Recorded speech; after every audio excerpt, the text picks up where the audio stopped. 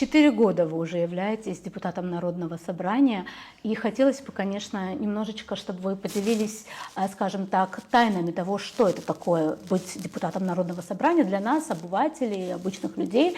Мне кажется, депутат в первую очередь ассоциируется с тем, что он занимается законотворческой деятельностью, то есть, по сути, вносит законодательные инициативы на рассмотрение парламента, ну, по крайней мере, выбирая, голосуя за определенного депутата на очередных, допустим, выборах, я ожидаю от своего депутата, что он именно этим будет заниматься. Я уверена, что многие именно так к этому относятся. И хотелось бы узнать, вот за эти 4 года, с какими конкретными законодательными инициативами вот вы связаны, ваше имя, могли бы вы об этом рассказать? Ну, прежде всего, добрый день. И, конечно, деятельность депутата – это прежде всего, конечно, наверное, огромная ответственность. Хрестоматийно, да, конечно, депутат должен заниматься законотворческой деятельностью, хотя там есть и контрольные функции, ну и, конечно же, взаимодействие с избирателями. Но в нашей действительности не только и не столько, наверное, законотворчеством занимается депутат, сколько приходится огромное время уделять еще и решению каких-то вот сложных бытовых ситуаций людей, да, там это и связанные вопросы с обустройством коммунально-хозяйственных каких-то дел, да, там в округе, ну, плюс обращение граждан. Что касается конкретно законотворческой деятельности, я являюсь членом 2 комитетов. Это комитет по государственно-правовой политике и, так скажем, в общих чертах комитет по образованию. В основном депутаты, конечно, формируют собственную повестку, вносят законодательные инициативы различного характера. Это могут быть и законы, отдельные новые законы, это и внесение изменений в действующие законы, да, и принятие различных постановлений, которые затрагивают, в принципе, все сферы жизнедеятельности общества. Ну, закон – это что? Это же живой организм, и он должен всегда соответствовать текущим требованиям, задачам, реалиям, в котором находится общество. Вот в рамках этих почти уже 4 лет удалось внести порядка 30 законодательных инициатив лично мне. В основном, конечно, это законодательные инициативы, которые, как мне кажется, они предполагают улучшение сфер, которые непосредственно отражаются на наших людях. Да? Но я в большей степени ориентирован, конечно, на вопросы образования, вопросы здравоохранения, ну и вопросы укрепления государственных институтов и деятельности функционирования этих институтов. Вот был впервые разработан, с нуля написан закон, в пример приведу, закон о запрете ввоза и оборота вейпов на территории Республики Абхазия. Почему такая инициатива родилась? Потому что... Ну, вейпов, да? Вы вейпов, да. Это вот электронные сигареты, курительные различные жидкости, которые крайне негативным образом сказываются на здоровье людей. В частности, на здоровье подрастающего поколения. Это подростков. И, к сожалению, этим очень злоупотребляли школьники. Как вообще родилась эта идея? Вернусь опять. Вот как-то в школу подъехал забирать детей, и смотрю, у одноклассника моей дочери вот эта вот штука в руках. Она была на тот момент в 6 классе. Я подхожу, спрашиваю, это же новое что-то вот было, особо не разбирался, где-то там слышал, что что-то такое существует. Это что? Он так неловко как-то начал прятать. В итоге выяснилось, что это, оказывается, большая проблема у нас в обществе. И начали посылать, вот как в работе над этим законопроектом, разослал различные запросы, в том числе и в Минздрав, заключение которого однозначно говорило о максимальном вреде. Эти вот вейпы, они уничтожают полностью бронхиальную систему, вызывают различные иные патологии в организме, растущем организме ребенка. И вот коллеги поддержали, был принят этот закон. Кстати, могу, наверное, похвастаться, что после того, как в окончательном чтении этот закон у нас был принят, я читал комментарии депутата Государственной Думы Российской Федерации, где он говорил о том, что нам надо, России надо идти по пути Абхазии и тоже вводить полный запрет на оборот и ввоз и продажу этих устройств. Помимо этого, конечно, было очень много законодательных инициатив в виде поправок в действующее законодательство, которое обеспечивает улучшение нормы и улучшение положения людей, которые сталкиваются с реализацией этих законов. В частности, если отметить, можно было бы, наверное, закон о Уголовный кодекс, где, если раньше 255-я статья предполагала уголовную ответственность за хищение, крупный, особо крупный размер был указан там в размере 150 тысяч, но сегодня мы знаем, что хороший телефон, если кто-то по неосторожности, по глупости, совершил такой проступок, завладел чужим имуществом, а телефон сегодня стоит, есть такие телефоны, которые стоят 150 тысяч, то по части 4 он получал высокий срок. Сегодня мы внесли изменения, коллеги поддержали, и это уже не 150 тысяч, а 300 тысяч. Порог поднялся. В данный момент идет работа над объемным законом, новым законом о государственной пошлине. Последний был принят в 2000, если не ошибаюсь, в 2010 году. С тех пор стоимость и денежной единицы изменилась, и инфляция совершенно другая, и вот возникла необходимость пересмотреть это все. Мы же нацелены на то, чтобы экономические, бюджетные возможности страны увеличивались. А за счет каких средств бюджет увеличивать? Есть ряд, сейчас не будем вдаваться в подробности, но это один из механизмов, благодаря которому мы бюджетные возможности нашей страны можем повышать, а следовательно повышать и социальную ответственность государства перед нашими гражданами. В плане тоже есть, конечно же, сейчас интенсифицировалась работа над законом об образовании.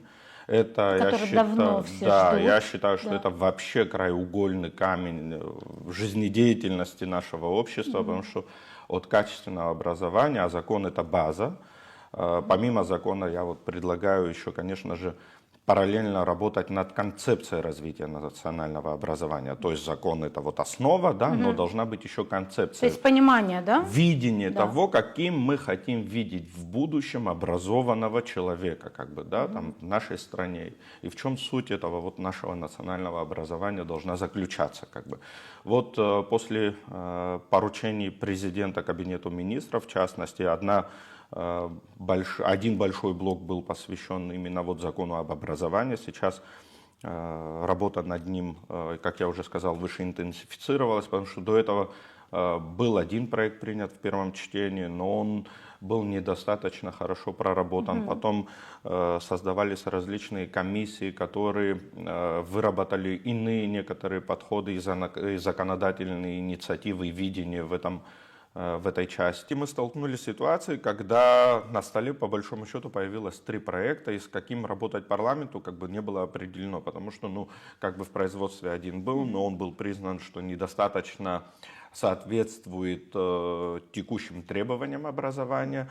Новые готовились, но на какой стадии находятся, тоже пока особо известно не было. Но сейчас новый импульс этому всему был придан, и мы готовы, конечно же, взять это все в производство и работать. Простите, пожалуйста, я хотела бы, чтобы, допустим, будущие какие-то, об этом мы отдельно поговорим, о том, что, и у меня есть какие-то конкретные вопросы о том, какие законы еще должны быть обязательно разработаны и приняты парламентом. Об этом хотелось бы подробнее поговорить, но до этого есть еще один вопрос, связанный, как мне кажется, тоже с депутатской деятельностью.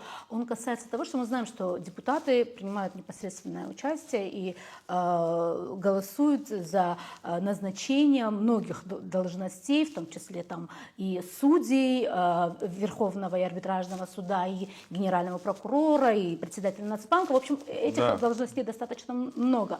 И часто я знаю, что у людей возникают вопросы, как... Конечно, вы не можете сказать за всех депутатов, я думаю, это понятно, но лично вы, какими вы принципами ориентируетесь, когда выбираете голосуете за того или иного кандидата? Да, действительно, как бы депутаты парламента уполномочены согласовывать вот кандидатуры, которые вы назвали, да, в том числе еще и там, уполномоченного по правам человека, председателя контрольной палаты. Ну, ряд есть должностей, которые согласуются с парламентом. Во-первых, перед тем, как они попадут в парламент, они проходят определенную процедуру. Да. Если вопрос касается судей, там, общей юрисдикции, Верховного суда, арбитражного суда, то там у них есть ККС, экзамен, то есть есть определенная процедура, и заключительный этап, в принципе, это парламент. Но зачастую, конечно, особенно если ты лично знаешь соискателя, да, есть какие-то родственные связи, ну, мы же все живем в этой реальности, будем объективны. Да, в маленьком обществе. Сложно, да, или если вообще не знаешь человека, ну, прежде всего, конечно, погружаешься в биографию, вот лично я, да, там, я люблю погрузиться в биографию, руководствуюсь, наверное, все-таки принципами соответствия на соискаемую должность, да, опыт определенный, стаж работы, ключевые показатели эффективности на должности предыдущей. Ну и, конечно, человеческими качествами, да, ну, от этого никуда не денешься, а человеческие качества — это или личный опыт общения с этим человеком, да, может тебе позволить определенную картину этого человека нарисовать, ну или если ты личного контакта с ним не имеешь, если ты не знаком, то это, конечно, начинаешь там узнавать, спрашивать, интересоваться у людей, чье мнение для тебя, ну, является таким как бы показательным, да, к которому ты прислушиваешься и ценишь. Но зачастую действительно бывает крайне сложно сделать определяющий вот такой вот вывод. И тут, ну, две стороны, опять-таки, да, медали. Это вот как бы профессионально, где ты с холодным рассудком смотришь на конкретные цифры, на конкретные там удачи или успехи или неудачи в биографии, но и эмоциональная составляющая тоже, как бы, и тут сложнее, как бы, да. Но в любом случае, мне кажется, что те должности и те соискатели, которые утверждаются в парламенте, а парламент все-таки же это коллегиальный орган, да, и нас 35 человек, которые каждый делает практически то же самое, да, и в конечном счете человек, если ему наделяется такое доверие со стороны парламента, то он, значит, действительно максимально соответствует должности, на которую он является соискателем. Люди часто ругают законы и говорят, либо они не работают, либо это плохие законы. Но мне кажется, вопрос всегда лишь в усовершенствовании законов. Вот в этой связи что было принято, что делалось?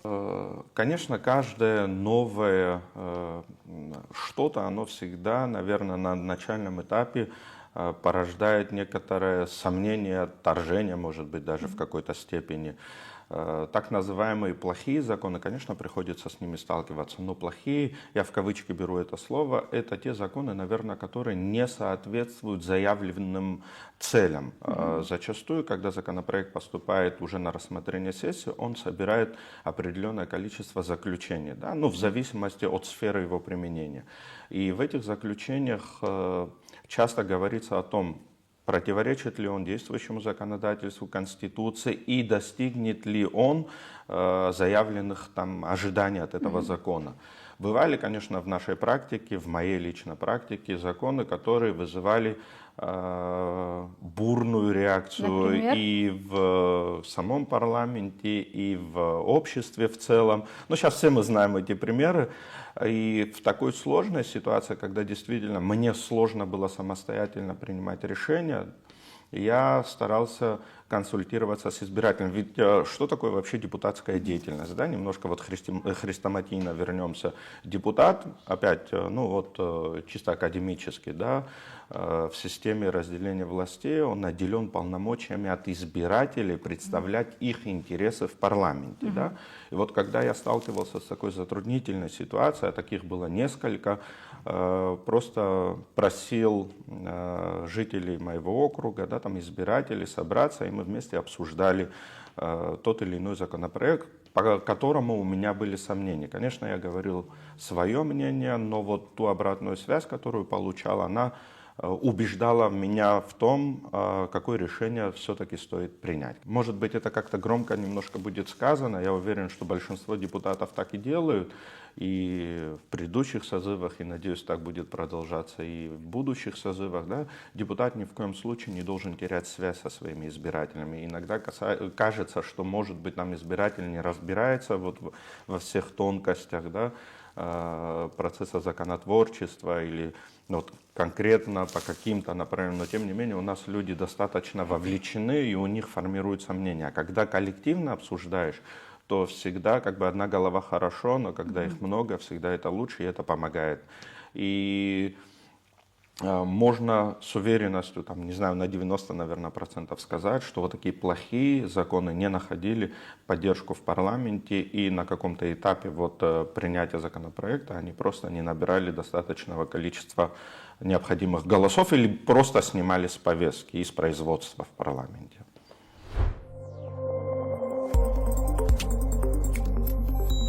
Я представляю себе, что часть работы вашей, также заключается в том, чтобы поддерживать связь с избирателями. То есть как это все происходит, в какой форме? Ну, большое количество поступает обращений и заявлений от граждан. И не только, кстати, избиратели, проживающие в конкретном избирательном моем округе, да, обращаются и с различных иных тоже округов, со всей Республики Абхазия. В основном, конечно, это люди обращаются, когда сталкиваются со сложными жизненными ситуациями. Да, и вот депутат, на их взгляд, это тот человек, который может ускорить положительное решение их сложной жизненной ситуации.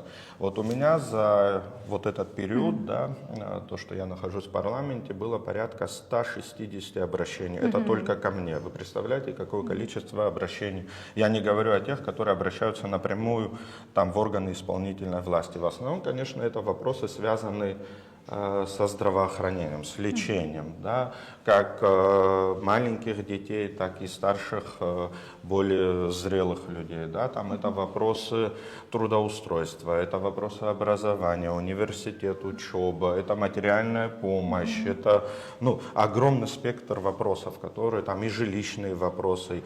Конечно, стараемся большую часть этих вопросов решать положительно. Но мы что делаем? Мы, у депутатов, к сожалению, нету собственного бюджета или собственного фонда парламентского, который может выделять денежные средства на решение вот этих всех сложностей, с которыми к нам обращаются. Мы соответствующим образом, конечно же, в установленном порядке обращаемся или в кабинет министров, или напрямую там в какое-то конкретное ведомство, Минздрав, Минобразование, просвещение, да, или в администрацию президента на имя президента. Вот из моих 160, там чуть больше, обращений обработаны практически все, и людям была оказана предметная помощь.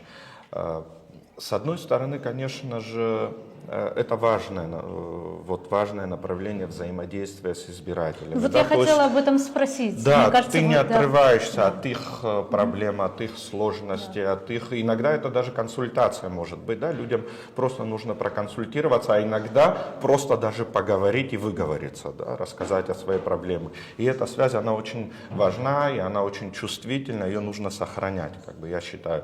Вот у меня, например, была создана общественная приемная в округе, да, 1,5 года она просуществовала, но все равно как-то так по практике получилось, что люди или по телефону чаще обращаются, и потом договариваются и говорят, мы к вам придем. Ты им говоришь, вот у меня приемные дни, там, вот я там буду находиться, чтобы вам на округе. Да, на округе, да. Прям локально, чтобы вам не приходилось ехать там в город. Зачастую людям, особенно пожилого возраста, тяжело добираться до парламента.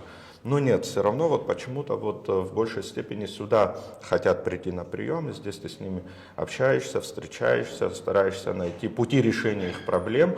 И вот 1,5 года просуществовала общественная приемная, ну, честно говоря, конечно, там это и финансовые затраты, потому что ты арендуешь помещение. И вот ввиду невостребованности особой вот там на месте, потому что люди сюда приезжают, как бы, но мы ее завершили, ее работу как бы там. Но, тем не менее, да, вот эти люди обращаются. Вообще бывают даже, вот у меня был случай, когда на Пасху, перед Пасхой, люди позвонили и попросили вот лоток яиц купить им просто. Вот такие тоже бывают ситуации. И, конечно, вот я еще раз говорю, с одной стороны, вот эта связь с избирателем и вообще с населением, она важна, она ценна, но с другой стороны, ты понимаешь, что вот эти вопросы, по которым к тебе обращаются, в принципе, они должны решаться на каком-то другом другом уровне, да. И тот человек, который к тебе приходит с этой проблемой, он до этого прошел определенное количество инстанций, и к тебе он уже приходит как вот, ну, последний адрес, который вот они считают, что может решить их проблему. Сейчас, кстати, наблюдается, что все-таки идет укрепление, усиление взаимодействия, да, там граждан, обращающихся за социальной поддержкой.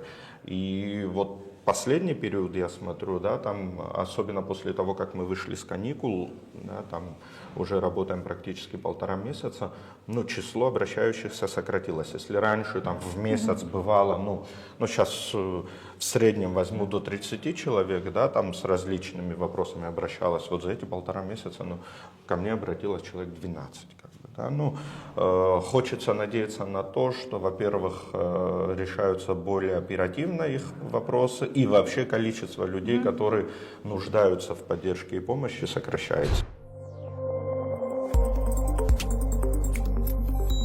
Говоря немного о будущем, уже немного вы коснулись этого вопроса, говорили о законе об образовании, который, я думаю, что ждет все наше общество. Но хотелось бы, чтобы вы, может быть, немножко подробнее говорили бы и о других важных законодательных инициативах и идеях о них, вот, о которых, возможно, в будущем разработает это парламент, эти законы появятся. Какие, на ваш взгляд, действительно важны, над которыми сейчас стоило бы поработать? Да, действительно, мы немножко затронули эту тему. Вот в продолжение того разговора, конечно же, я еще раз подчеркиваю, что фундаментальным считаю принятие закона об образовании и в паре, в пакете с этим законом концепции развития национального образования, да, там, чтобы мы понимали, насколько идет процесс создания человека, если это можно так выразиться, да, вот успешно, и какой будет результат, каким мы будем видеть каждого ребенка, который будет выпускаться перед школой. Никому не секрет, что сегодня для того, чтобы поступить в хороший вуз, родители зачастую прибегают к помощи там, репетиторов по тем или иным предметам. Вот я вспоминаю свою учебу в школе, но мы не ходили к репетиторам. Неужели на тот период система образования была достаточным? Конечно же, все развивается, да, и нужно соответствовать текущему моменту, текущим требованиям, задачам, да, и очень динамично мир меняется. Сегодня вот информационные технологии развиваются технологии, связанные с искусственным интеллектом, да.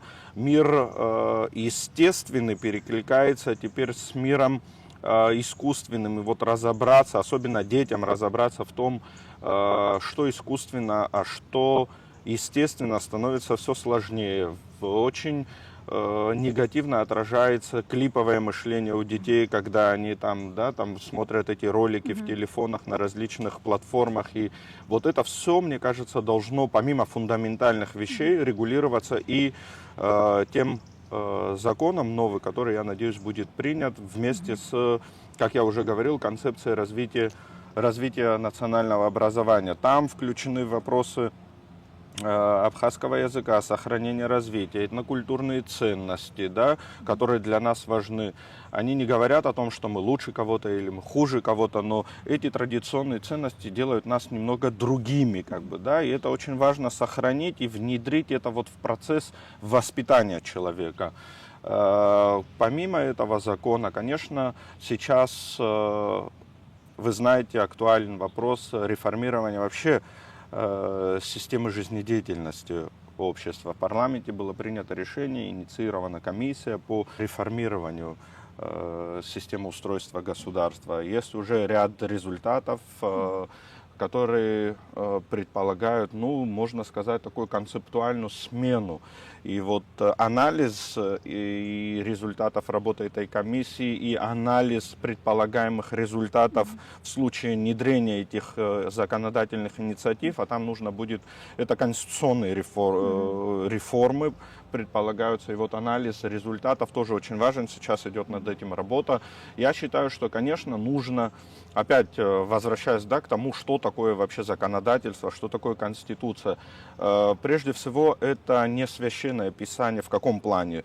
Вот если в Библию, там, в Кораны, не знаю, в Тору и в какие-то такие фундаментальные религиозные, да, там трактаты вносить изменения нельзя, как бы, ну, их невозможно вносить, то в Конституцию.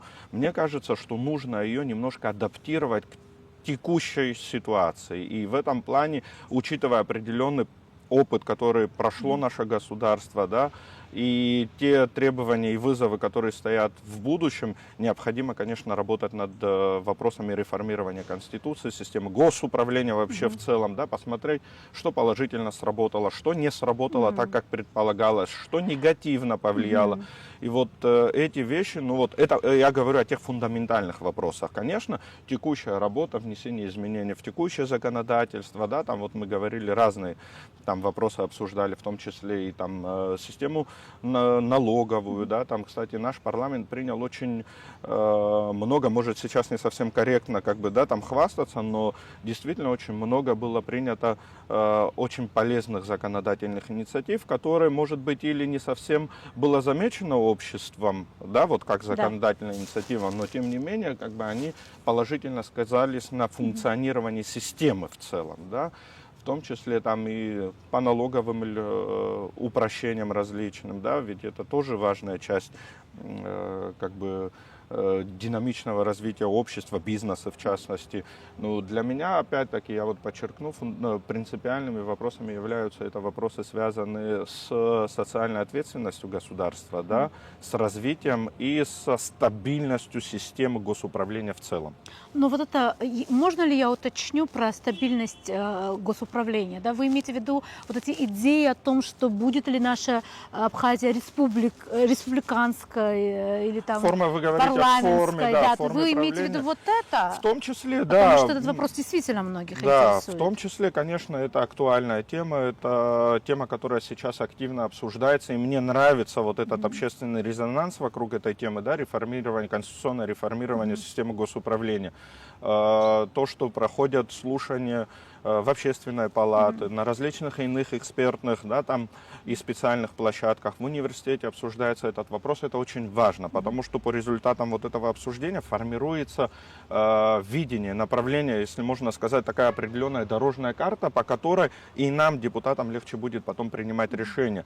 Вот, да, есть различные предложения, да, кто-то считает, что нужно распределить максимально полномочий, да, там забрать часть законодательных полномочий у президента, перераспределить, да, там кто-то считает, что нужно это делать максимально как бы аккуратно, да, что-то можно передать в полномочия иным органам власти, но вообще в целом, на мой взгляд, да, система разделения властей должна эффективно работать только в том случае, когда каждая из этих ветвей власти у нас, да, там исполнительная, законодательная, судебная, будут максимально сильны, крепки и максимально независимы. И вот этот вот баланс ветвей, да, система сдержек и противовесов будет обеспечивать стабильность. А как в деталях, да, вот где-то что-то урезать, где-то что-то добавить, это уже вот такой, ну, рабочий процесс, над которым сейчас идет активное обдумывание этих всех предложений.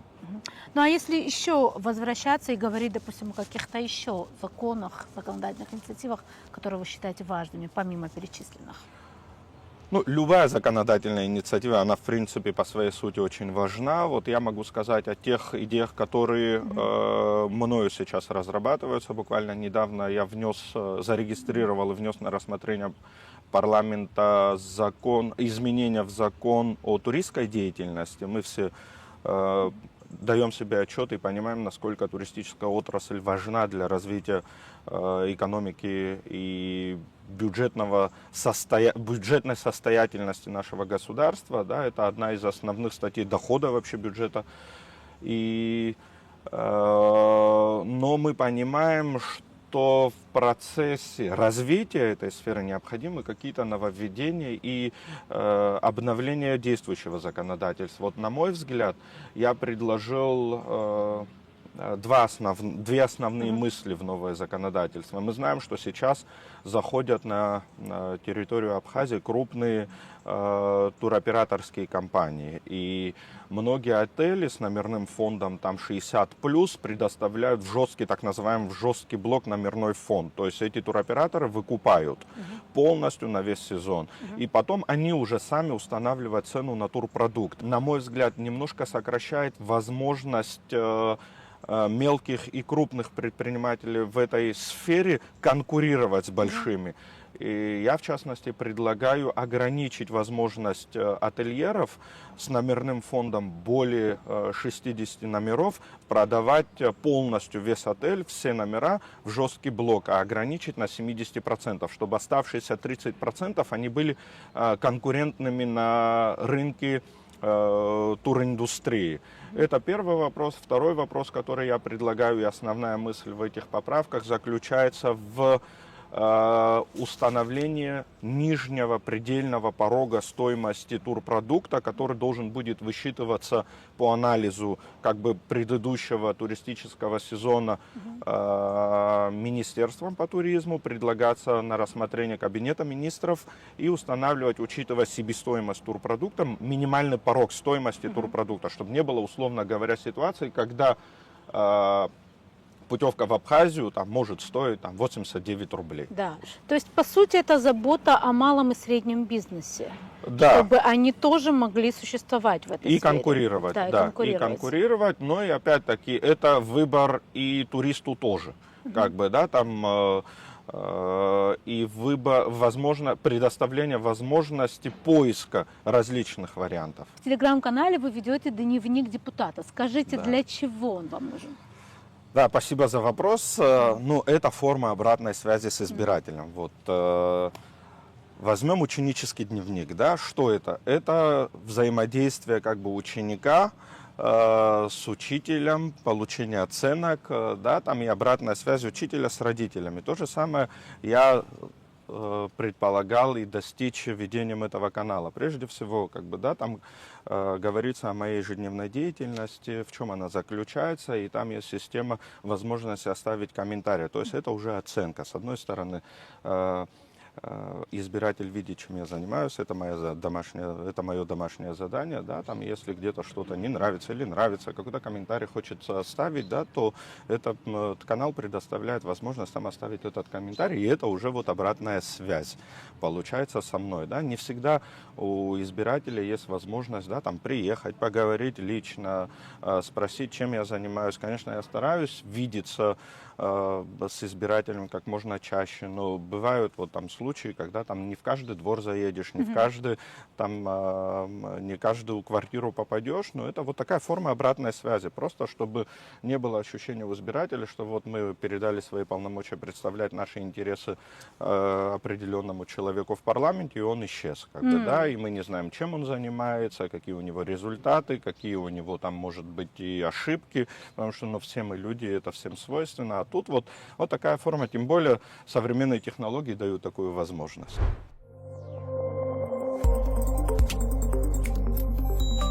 Мы сейчас находимся на новом районе. Именно тут вы 4 года назад были избраны в округе номер 1 депутатом. Насколько я знаю, вы живете здесь со своей семьей. И мне кажется, что даже когда человек идет в депутаты, является кандидатом, а потом уже и становится депутатом, очень многие люди, жители района, где он был избран, связывают с ним как-то вот историю об улучшении хозяйственно-жилищных условий, всех вот этих. Вот с этим приходится сталкиваться. Да, конечно, часто приходится с этим сталкиваться.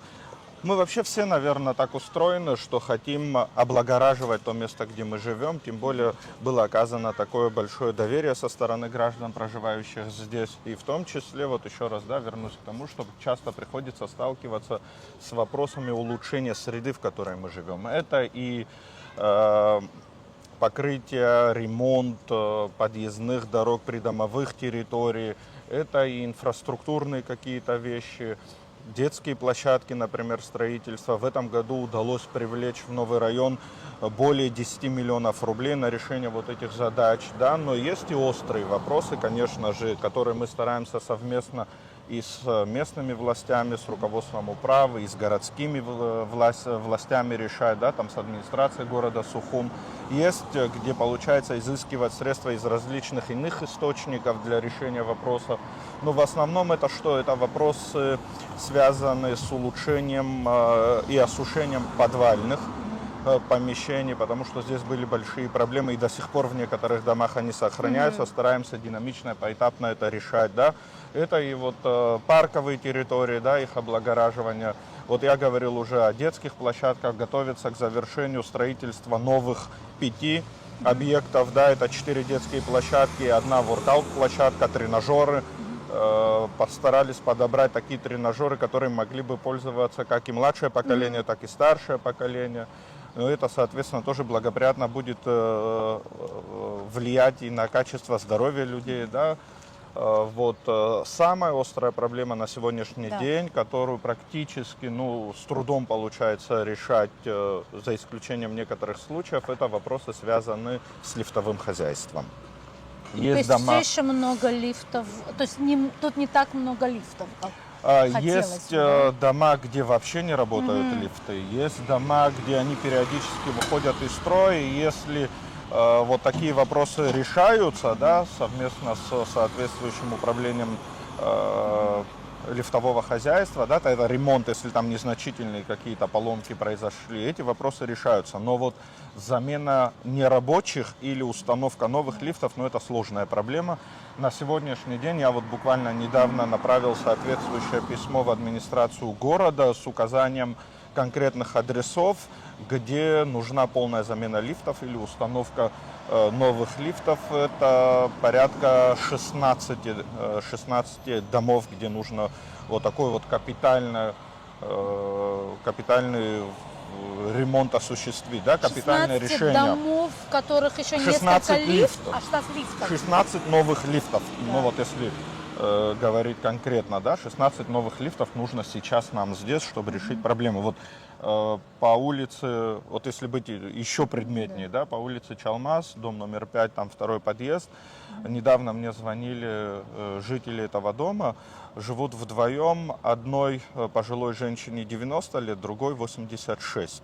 И вы представляете, для них насколько сложно там проживать сегодня в условиях отсутствия лифта, да, они не могут уже долгие, уже 4 почти недели не могут спуститься там во двор, элементарно посидеть, подышать свежим воздухом, да, элементарно даже мусор вынести, да, там если продукты соседи им приносят, как-то помогают, хлеб там поднимают, но вот просить даже элементарно кого-то выбросить за них мусор, сложно это бывает, да, вот такие есть вопросы. Есть, где проживают недееспособные, да, есть, где проживают дети-инвалиды, которых нужно на различные процедуры водить, и это приходится на руках соседям, родителям, да, там, родственникам каждый раз пускать. Это правда, это вот самая острая проблема.